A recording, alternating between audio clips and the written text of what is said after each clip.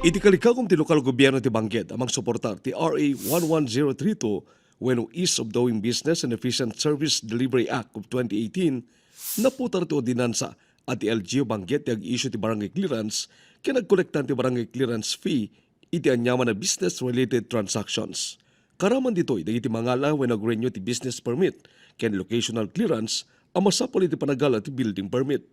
Imunang nga naputar kaniti barangay LGU ti ordinansa amang ted bileg iti LGU iti issuance ken collection ti barangay clearance fee. Ti trending tatan, ti munisipyo masapon nga nalukay, nadaras iti transaksyon. Kamay sa kadagiti mang pabayag ti datagamin datay barangay clearance, ta agsubli to pati dyan barangay da, kasi agsubli-subli. Itatan, once nga may kanangala ti mayor's permit mo, dito'y pa yun ti pangalaam ti barangay clearance. Nagitay laeng o may mangala ti mayor's permit, stores, tricycle drivers, and any other businesses nga masapol ti mayor's permit, nga ti requirement ng barangay clearance, dito na lahat yan. So, awan ti problema na. Nimot apo barangay, awan ti problema na po barangayon, your oray na lang na da kami to munisipyo, once nga nasingir medaitan, mandated within 10 days, tawagan mi ni apo tresorero, ay dito tinakolekta mi o mayolaan. Agtalinin met at ti barangay LGU ti ag-issue ti barangay clearance kadagiti sana business-related transactions. Napayaman nagiti barangay chairman ken treasurer tapno ipasa ti tax ordinance ti barangay.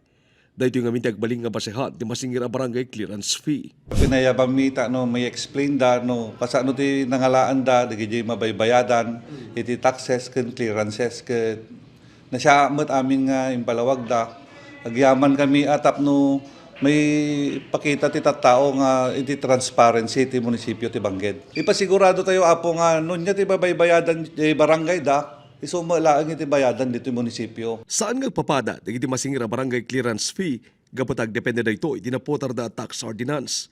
Kasi iti barangay Malita, 50 pesos ti masingira clearance fee para iti business permit. Tinaso ang ordinansa, ti monang nga naidatag iti taripno iti miyembro ti liga ng mga barangay. Pasabay nga pasamak dito nga ordinansa na pagmimitingan mi iti amin nga kapitan ti Bangged nga nunya ti advantage ken disadvantage na dito yung ordinansa.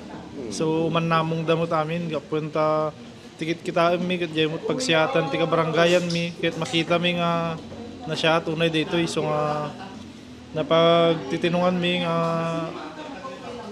dito ket aprobaran ti tunggal mi isa nga kapitan. Day pasingked met ti kooperasyon ti LGU ken dagiti barangay para itinandayos ng issuance si barangay clearance. No para kanya sir ka mayatak ta aglalo kanya mi nga tricycle ka kasapulan mi ti barangay clearance no agrenyo kami ti body number mi kada prangkisa mi. So maminsan langan ti latam munisipyon. Lalo na ni kapitan nagsublikan to manen intoy maminsan. Naipanamnama tinasang ordinansa ken mangpalagan ti proseso ti aplikasyon ti business permit ang may sawagas para iti listo serbisyo ti gobyerno.